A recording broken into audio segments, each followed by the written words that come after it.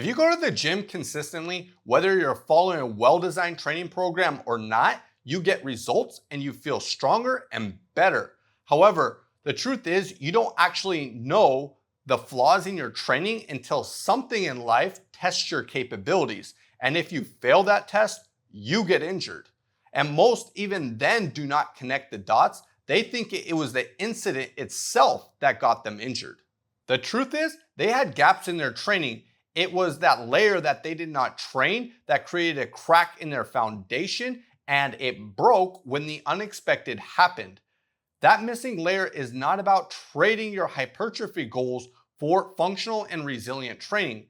It's about understanding what your current training is leaving out. And when you identify it, it will not just fill the gap, it will complement your performance goals and make everything you're already doing work better.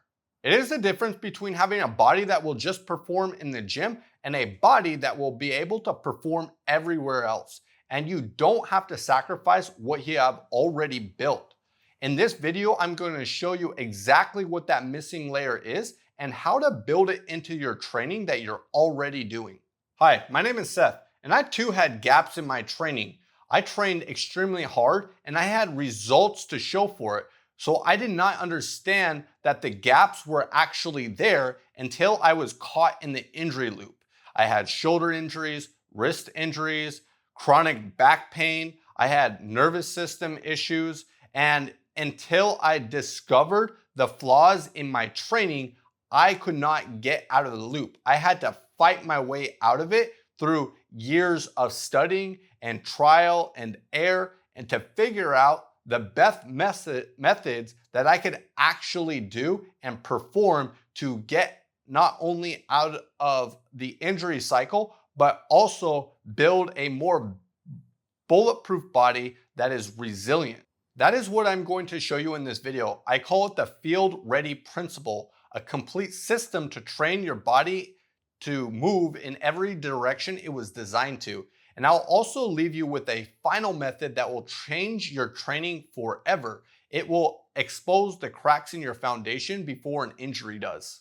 Most men pick exercises based off the muscle that they want to target. And that's not necessarily the wrong question, but it's an incomplete one because your body is not designed to just fire away at muscles isolated. They are designed to move in certain movement patterns. There are 3 different movement planes that you move through, 2 different stances you can take, and 2 different ways to load your arms. And most training programs are only built to target one of each of them, but real life demands that you use all of them. The first plane is whether you're facing forward or backward, or moving forward or backward. Most people perform it as squatting, deadlifting, pressing, rowing, all these exercises that they do in the gym.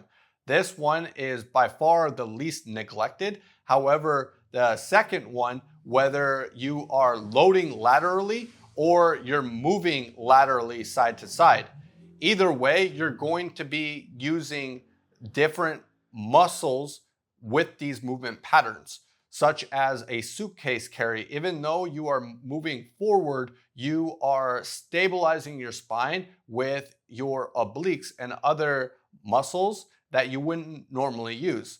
And then you could also do foot over foot when you're dragging a sled or many other variations. But this one you do not want to miss in your training.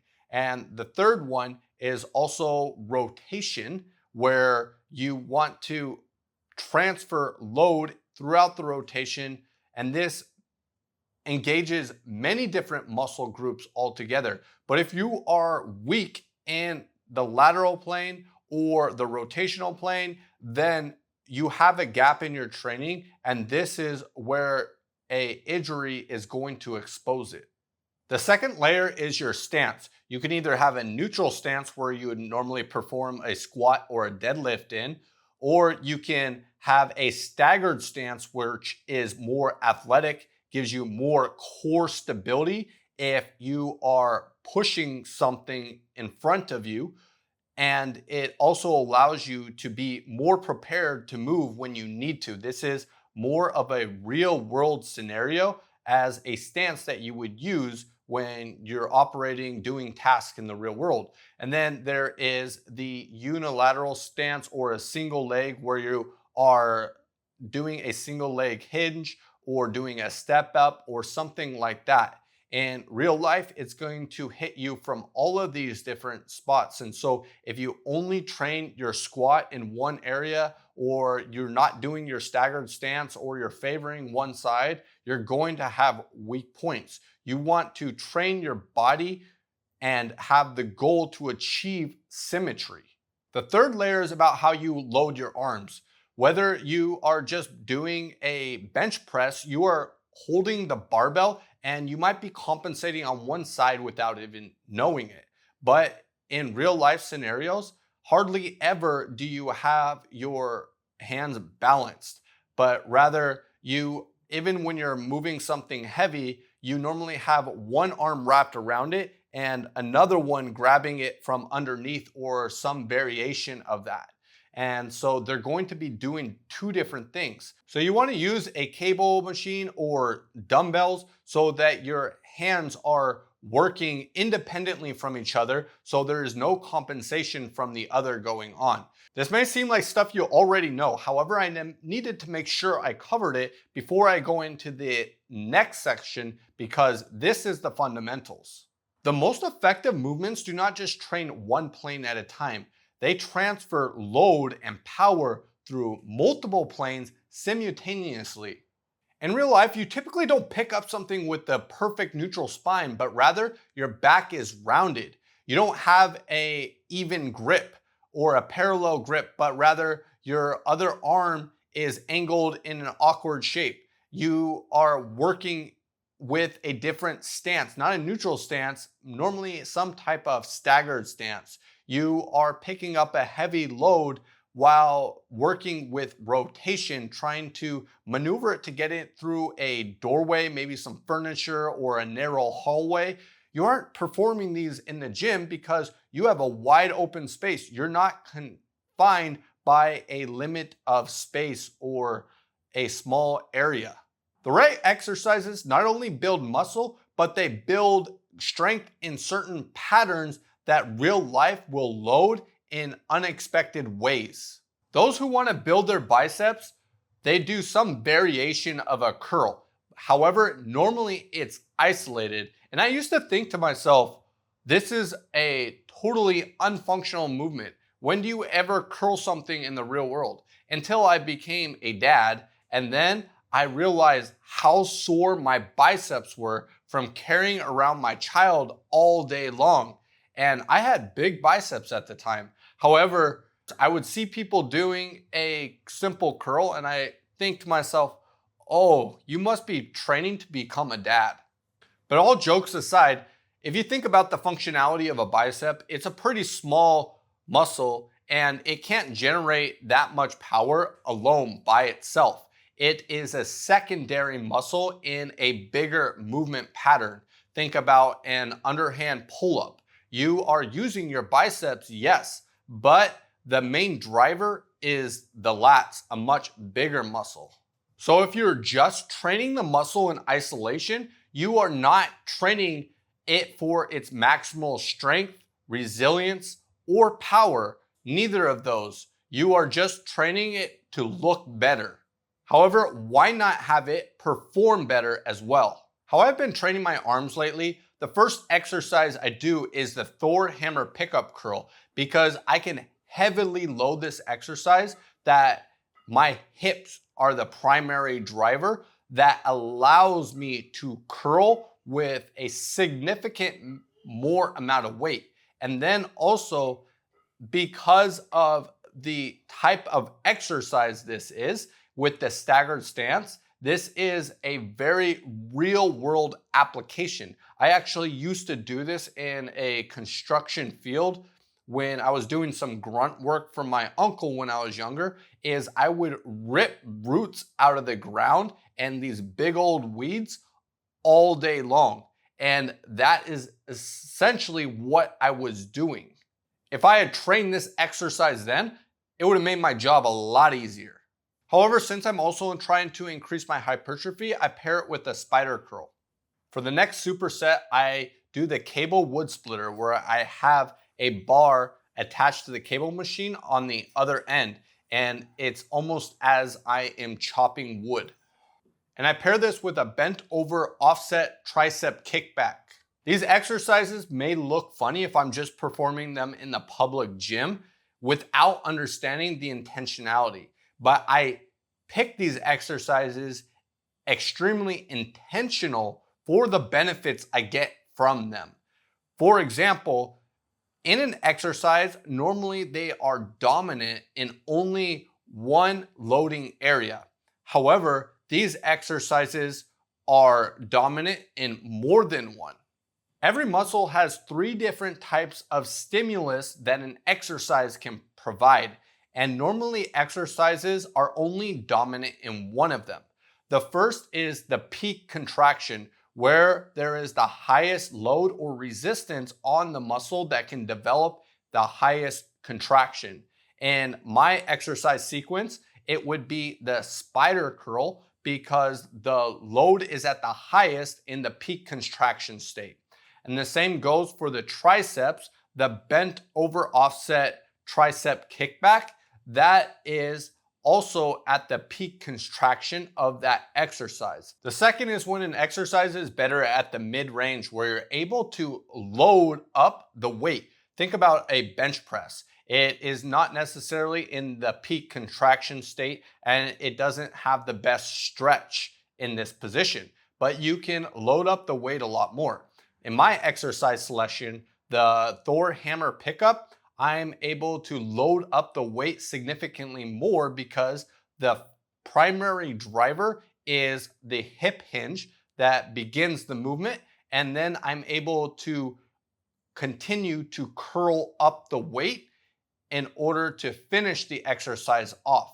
So also on the other side of that, the cable wood splitter, I am beginning the exercise with a cable crunch. However, I'm finishing it with extending my triceps and contracting them. So I'm able to perform a lot more weight in this exercise selection. And then the last one is the stretch of the exercise. So in my exercise selection, it just so happens that even though most exercises, they're only dominant at one of these 3 categories, and the Thor hammer pickup, the positioning, since I'm pointing my thumb downward, I'm getting a more of a stretch on my brachialis, and therefore it also has the stretch portion of the exercise. And then as well as the cable wood splitter, my arm is overhead and I'm pulling from behind me. So then I'm also getting a good stretch on the triceps as well. So these exercises I'm selecting are very intentional because I hit all different 3 ranges of the exercises. But there's a 4th piece that most people miss entirely. They use momentum alone and therefore they're able to do a lot of weight, but this lacks control and it leaves gaps in the range of the exercise where you're actually weak. You might be strongest here, but because you bring up momentum, you're actually weaker here, but it's hidden through that momentum. So in order to fix that, in the spider curl, I perform the exercise more slowly, controlled, so that momentum is not hiding the weak points. So it strengthens the entire range. And then I hold the peak contraction for a few seconds. Same thing goes for the bent over tricep kickback. I do the same thing and it provides me the same benefits. This is exactly why understanding the field ready principle is so important, because just these 2 supersets alone, I'm hitting multiple buckets. I'm having a staggered stance. I'm having my hands in different positions, staggering them, using a slight rotation for the Thor hammer pickup and the cable wood splitter as well. I'm also mid-range loading the exercise, I'm getting the stretching portion, I'm getting the maximum contraction, I'm hitting multiple different planes with the exercises alone. And this was just for my arms. And I never had to sacrifice hypertrophy for it. So if your goal is to get bigger and stronger, you don't have to sacrifice your functionality and resilience for that. The next principle I want you to understand is the iron scales principle. Whatever you train on one side, you want to train on the other. Your body has a series of scales without you even realizing it. There is front and back, left and right, push and pull, unilateral and bilateral. There is forward plane and then lateral plane. All the different angles and directions you want to ensure that you train. If one side is stronger than the other, the one side of the scale is heavier than the other, then you're going to be out of balance. You're going to have compensation. You're going to have a lot of problems that start to come to surface. It's like if you were playing tug of war. There is your front side and then your back side, and with one stronger than the other, it's going to pull in the other direction. A common problem people have is when they are rounded shoulders all day and they do a lot of pressing, like I had problems in the past. You have a lot of the pulling on one side and then there's not enough on the other side. And therefore it starts to create shoulder pain, instability, and many other issues that come along with it. I was also training this very intentionally with my arm superset. So let me break it down for you. When I was doing the Thor hammer pickup, I was doing a hip hinge that was working my backside. I complemented that with doing the cable wood splitter and doing the opposite of my front side of my body, doing the crunch. And then there was also where I was tilting my thumbs downward as I picked up the dumbbell. And when I brought it up, I'm using my brachialis and my wrist. So I'm strengthening that angle. So then I also paired that with the bent over offset tricep kickback, where I'm doing the exact same motion, but now with my pinky side, bending it. So I'm working both angles of my wrist. And then there is the spider curl where I had peak contraction. And then there was the bent over tricep kickback where I had peak contraction. That's how I applied the iron scales principle to my training. And you should do it with every single exercise and every single muscle that you are training, because once you get out of balance, that tug of war is real.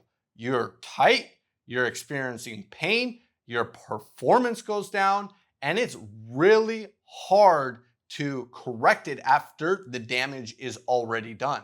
If you want to increase the weight you can perform on the bench press, increase the weight you can perform on the row. If you want bigger biceps, build bigger triceps.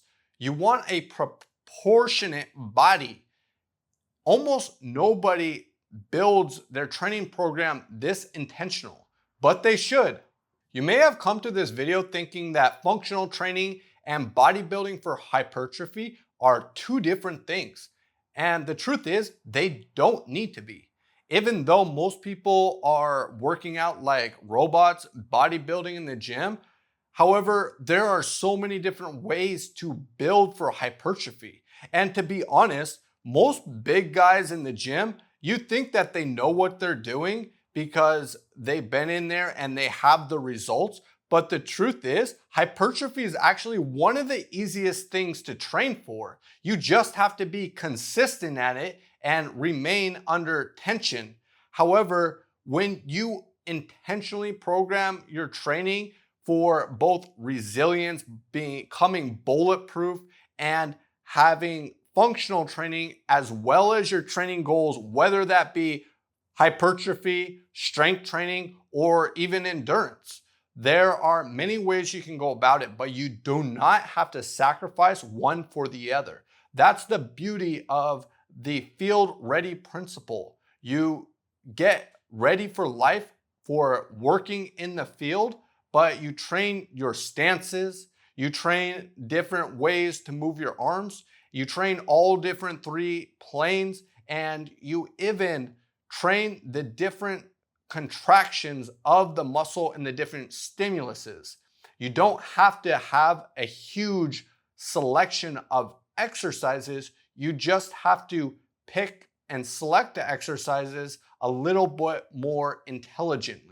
Maybe you swap out a few exercises with different ones in your training program to not sacrifice what you're already doing, but to complement it and even get more out of the work that you're actually putting in. The best way to apply the field ready principle is by understanding which plane you're actually weakest in, which directions are you missing. And I built something for that. It's called the Iron Body Assessment. It will walk you through and help you determine where your areas you're weakest in so that you can implement them into your training and make them become solid like iron. Someone who trains in only one direction is ready for only one thing. Hit subscribe, train for the field, be ready for anything. Forge yourself into an unbreakable body of iron.